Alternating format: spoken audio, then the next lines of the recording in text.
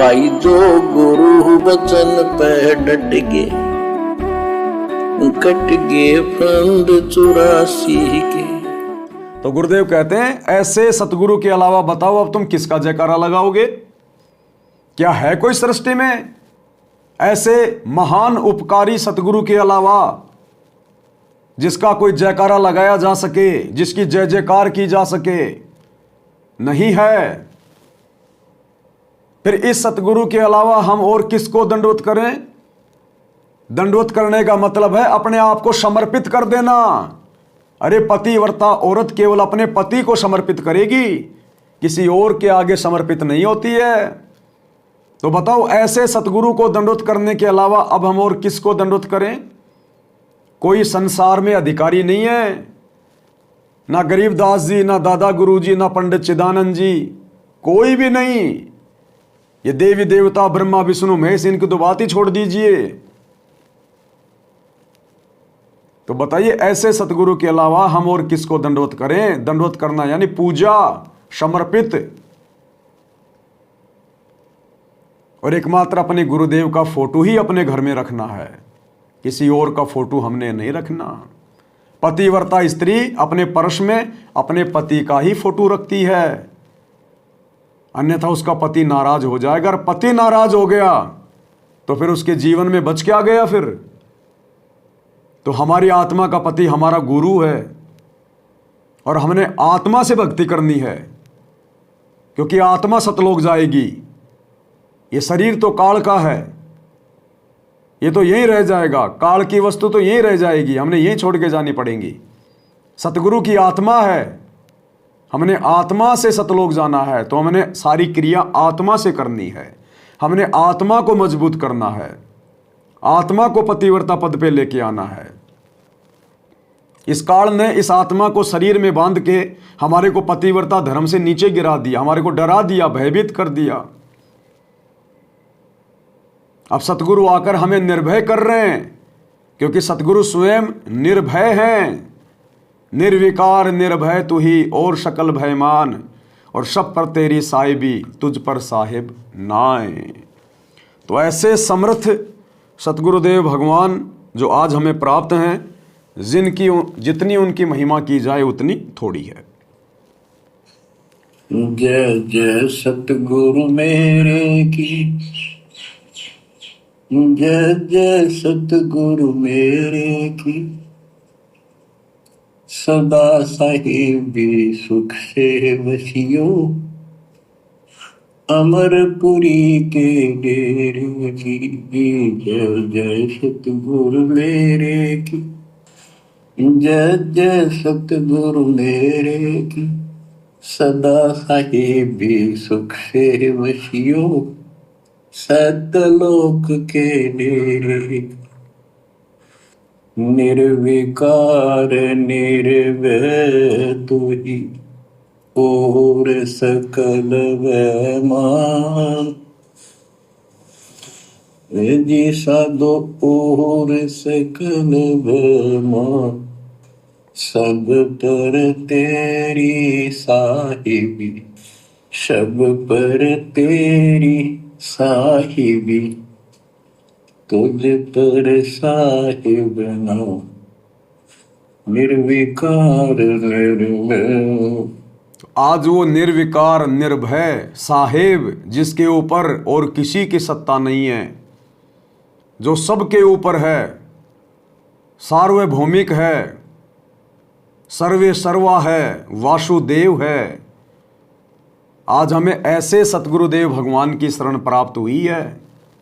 तो इस सतगुरु के अलावा ना हम किसी की जय जयकार करेंगे, ना हम किसी को दंडवत प्रणाम करेंगे, और ना हम किसी का फोटो अपने घर में, दरबार में और लॉकेट में रखेंगे।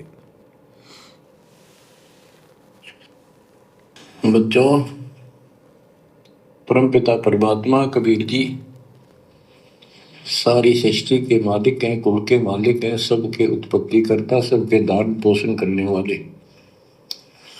कर्मों के बंधन को काट के काल से छुड़वाने वाले बंदी छोड़ है। क्या है बंदी छोड़? कौन है बंदी छोड़? कबीर जी। क्या है कबीर जी?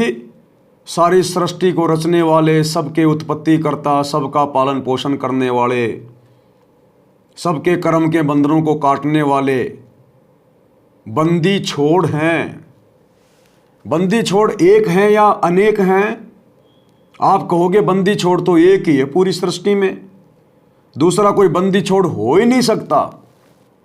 बंदी छोड़ यानी काल के कर्म बंधनों से छुड़वाकर जो हमें सतलोक ले जाए, मोक्ष दिला दे, उसको कहते हैं बंदी छोड़, बंधनों से छुटकारा दिलाने वाला।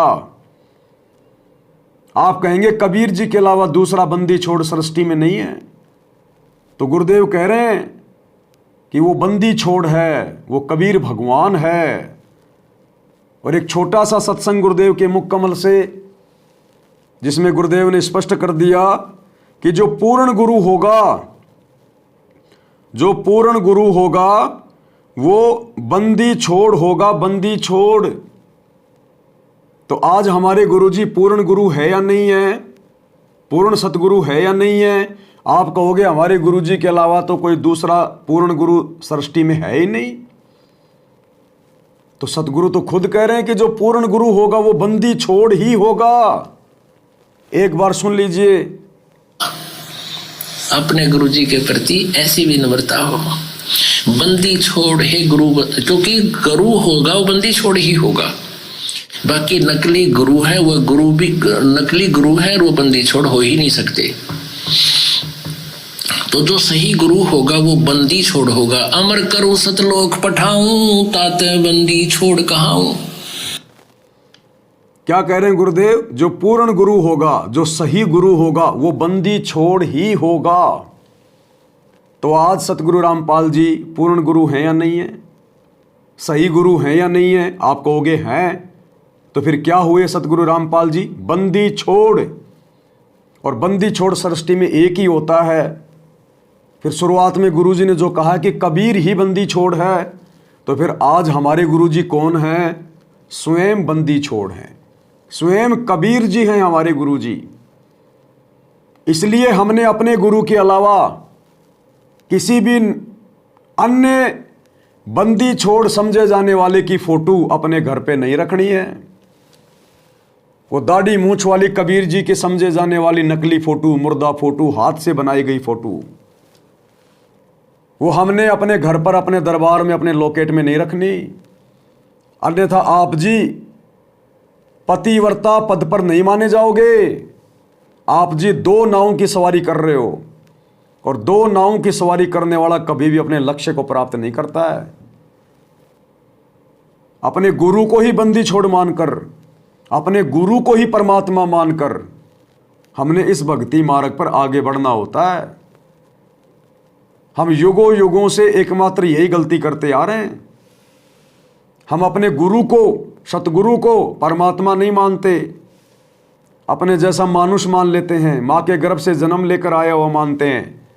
वो तो लीला करता है जिसको हम समझ नहीं पाते, और अपने जैसा मानुष मानकर उनके साथ व्यवहार करते हैं, और उनके धरती पर रहते सहते हम किसी और में परमात्मा देखकर उसको परमात्मा मानते रहते हैं। जिस प्रकार आज सतलोक आश्रमों से जुड़ी हुई लाखों की संगत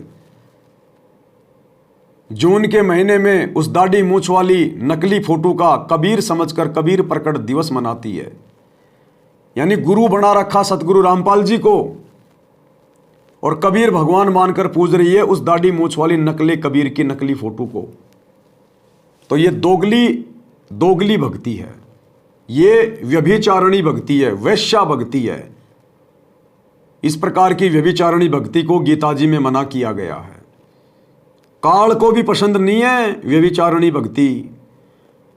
काल भी कहता है गीता अध्याय 7 श्लोक नंबर 12 से 15 में कि तीनों गुणों के द्वारा जिनका ज्ञान हरा जा चुका है, ऐसे मनुष्यों में नीच दूषित कर्म करने वाले मूढ़ राक्षस प्रवृत्ति के लोग मुझे भी ना पूछते। यानी काल को भी केवल पतिव्रता भक्ति पसंद है, केवल अव्यभिचारणी भक्ति पसंद है। यदि कोई काल के ओम नाम का भी जाप करता है और साथ में ब्रह्मा विष्णु महेश को भी पूजता है तो काल उससे नाराज होता है। तो यदि हम सतगुरु के अलावा, जो कि स्वयं परमात्मा है, बंदी छोड़ है, कबीर जी है, यदि हम अपने सतगुरु के अलावा इस भक्ति में किसी और को शामिल करेंगे बीच में, तो भला सतगुरु कैसे प्रसन्न होगा? कैसे हमें मोक्ष मिलेगा, अमृतत्व मिलेगा? भाई जो गुरु बचन पे डट गे, कट गे फंद 84 के, कट गे फंद 84 के, कट गे फंद 84। जो गुरु बचन पे डट गे, कट गे फंद 84 के, कट गे फंद 84 के, कट गे फंद 84 के।